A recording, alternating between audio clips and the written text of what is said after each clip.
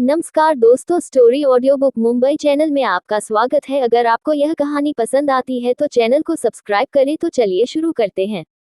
Paint house के बाहर। अब तक आप लोगों ने पढ़ा कि हर्षवर्धन और अनाया पेंट हाउस पहुंचते ही और अंदर से कोई दरवाजा खोलना है।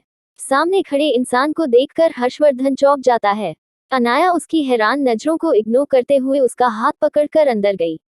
अंदर का माहौल देखकर हर्षवर्धन खुश हो गया, क्योंकि यह पेंट हाउस बिल्कुल वैसा ही था जैसा उसे पसंद था। यहाँ पर हर्षवर्धन की पसंद की सारी चीज रखी हुई थी। यहाँ का इंटीरियर भी काफी खूबसूरत और क्लीन था।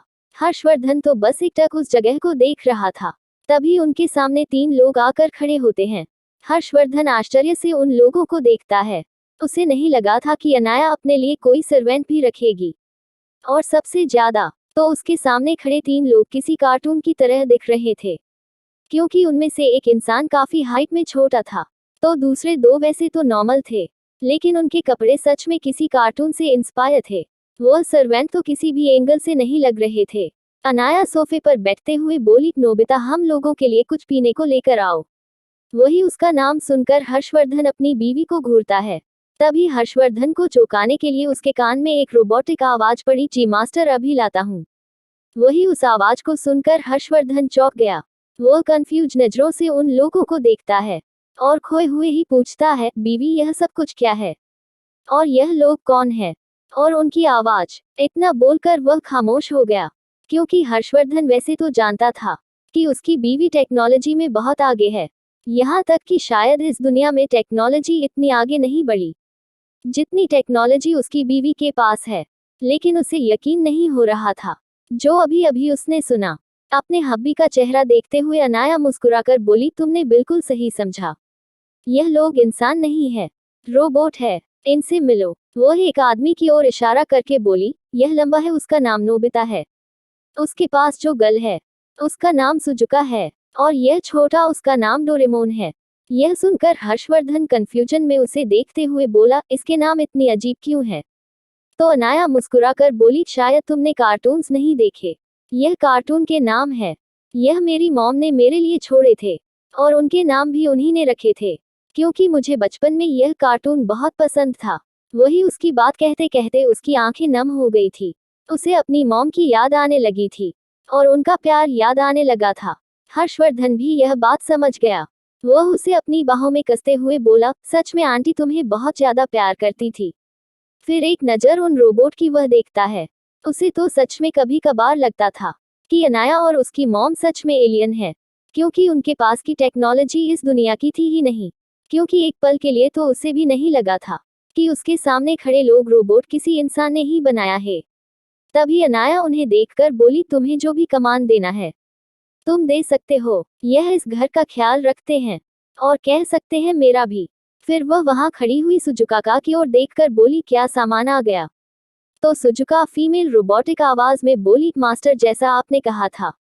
मास्टर रावत का सामान हमने मंगवा लिया है। उनकी पसंद की चीज भी आ गई है। मैंने वह सारी चीज आपके कमरे में रख दी है। हमारे लिए कोई और ऑर्डर? तो अनाया हर्षवर्धन को अपने साथ ले जाते हुए बोली, मैं हर्ष को घर दिखा देता हूँ, तब तक तुम लोग कुछ अच्छा सा खाने को बना दो। इतना बोलकर अनाया हर्षवर्धन को पूरा पेंट हाउस दिखाने लगी। वह पेंट हाउस कोई छोटा नहीं था। ऐसा कह सकते हैं कि 3-3 अपार्टमेंट मिलकर यह पेंट हाउस बना था। यहाँ पर एक स्विमिंग पूल से लेकर एक बड़ा सा गार्डन एरिया तक सब कुछ वहाँ पर था। हर तरह की सुख सुविधा वहाँ रखी गई थी। यहाँ तक कि इस पेंट हाउस के ऊपर एक हेलीकैप था, जहाँ पर हेलीकॉप्टर लैंड हो सकता था। यहाँ पर एक काफी खूबसूरत दुनिया अनाया ने बसाई हुई थी। अनाया हर चीज देख रही थी। सब कुछ देखने के बाद हर्षवर्धन को भी काफी अच्छा लगा। अनाया हर्षवर्धन को अपने साथ लाते हुए बोली, अब मैंने तुम्हारी भी फिंगरप्रिंट यहाँ डाल दी हैं। तुम जब चाहो तब यहाँ आ सकते हो। यहाँ तक कि मैंने तुम्हारे हेलीकॉप्टर को भी यहाँ लेट होने की परमिशन दे दी है, तो तुम डायरेक्ट भी यहाँ आ सकते हो, अगर तुम्हें नीचे से नहीं आना तो। यह सुनकर हर्षवर्धन खुश हो गया, क्योंकि सच में उसे यह जगह पसंद आई थी। ऐसा लग रहा था जैसे यह उन दोनों की अपनी दुनिया हो। भले ही हर्षवर्धन के घर पर प्राइवेसी मिलती थी, लेकिन वह बहुत बड़ा घर था, और वहाँ की देखभाल के लिए काफी सारे सर्वेंट थे। वैसे तो सर्वेंट को हर्षवर्धन और अनाया के घर पर होते हुए अंदर आने की परमिशन नहीं थी, लेकिन कुछ ना कुछ काम के चलते कोई ना कोई लोग वहां पर आ ही जाते थे। वहां की सिक्योरिटी भी इतनी टाइट थी कि कहीं ना कहीं कोई ना कोई गार्ड नजर ही आ जाता था। लेकिन यह दुनिया अलग थी। वह लोग जैसे ही पेट हाउस के अंदर आते थे, ऐसा लगता था जैसे उन लोगों ने बाहर की दुनिया से अपना नाता तोड़ लिया हो। बस वह और अनाया, और यहाँ पर काम भी रोबोट करते थे, इसलिए हर्षवर्धन को इतना असहज भी नहीं लगा। जबकि हर्षवर्धन को जैसे ही पता चला था कि वह लोग रोबोट है, तो उसके हिसाब से वह एक शोपीस से ज्यादा कुछ नहीं रहे थे।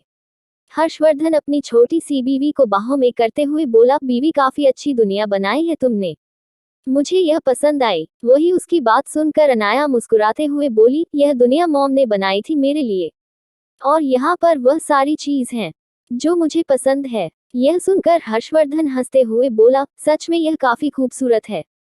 तभी अनाया का फोन बजा। उसने फोन में कुछ देखा तो अनाया की आंखें छोटी हो गई। वह हर्षवर्धन के गाल पर किस करते हुए बोली, हर्ष मुझे कुछ काम है, मैं कंपनी के अंदर जा रही हूँ, तुम यहाँ की चीज देखो और एंजॉय करो, और अगर कुछ चाहिए तो किसी भी रोबोट को ऑर्डर दे देना, तुम्हें मिल जाएगा। इतना बोलकर वह उसे कमरे में बिठाकर वहां से बाहर आ गई और प्राइवेट लीव से कंपनी के अंदर चली गई। यह लिफ्ट उसे स्पेशल उसकी मॉम के फ्लोर पर लेकर जाती थी, जहां पर कोई नहीं रहता था। वो वहां से निकलकर स्पेशल एक कमरे में गई जहां पर एक मीटिंग चल रही थी। उसने वापस अपना मास्क पहन लिया था। अनाया जैसे ही अंदर गई, अंदर का माहौल देखकर उसकी आंखें छोटी हो गई, क्योंकि वहां पर कुछ डायरेक्टर शक्ति पटेल पर दबाव बना रहे थे, जिसे देखकर अनाया की आंखें छोटी हो गई। वह रोबदार अंदाज में चलते हुए अंदर गई। उसे देखकर शक्ति पटेल ने अपनी चेयर खाली कर दी। वह हमेशा से ही अनाया को रिस्पेक्ट देता था।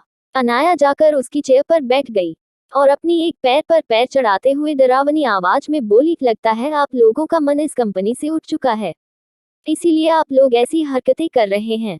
तभी एक एग्जीक्यूटिव डायरेक्टर बोला, आप हमें इस तरह से धमक नहीं दे सकती, आपने जबरदस्ती हमारे शेयर हासिल करने की कोशिश की है। दरअसल यह लोग वही थे जिनको अनाया ने कंपनी से बाहर निकालने को कहा था, और वह लोग अब तमाशा खड़ा कर रहे थे और शक्ति पटेल पर प्रेशर बना रहे थे। अनाया ने किसी को फोन किया और फोन पर गंभीर आवाज में बोली, इन सभी बिजनेसमैन की कंपनी के शेयर्स खरीद लो। इतना बोलकर वो कुछ लोगों के नाम बोली, फिर आगे बोली, और इनके सारे कोलैबोरेशन खत्म कर दो। इतना बोलकर वह फोन रख देती है और एक नज़र उन सबको देखते हुए बोली, मैंने आप लोगों को एक मौका दिया था, या तो मुझे अकेला छोड़ दो या फिर बर्बाद हो जाओ। तुम लोगों ने बर्बाद होना चुना, तो इसमें मेरी गलती नहीं है। इतना बोलकर वह शक्ति पटेल की ओर देखकर बोली, अब तुम इस कंपनी के सीईओ हो, ऐसे छोटे छोटे मामले हैंडल करना तुम्हें आना चाहिए और किसी से डरने की जरूरत नहीं है। अगर कोई चीज हैंडल नहीं कर पाए तो मुझे फोन करके बता दो। कपूर इंडस्ट्री किसी के एहसानों के तले डूबी हुई नहीं है। और फिर सबकी ओर देखकर गंभीर आवाज में बोली, अनाया कपूर किसी को दूसरा मौका नहीं देती। अगर गलती करने पर मैं अपने पिता को सजा दे सकती हूँ, तो आप लोग भी तो फिर भी मेरे कुछ नहीं लगते। इतना बोलकर उसकी आंखों में खतरनाक चमक आ गई।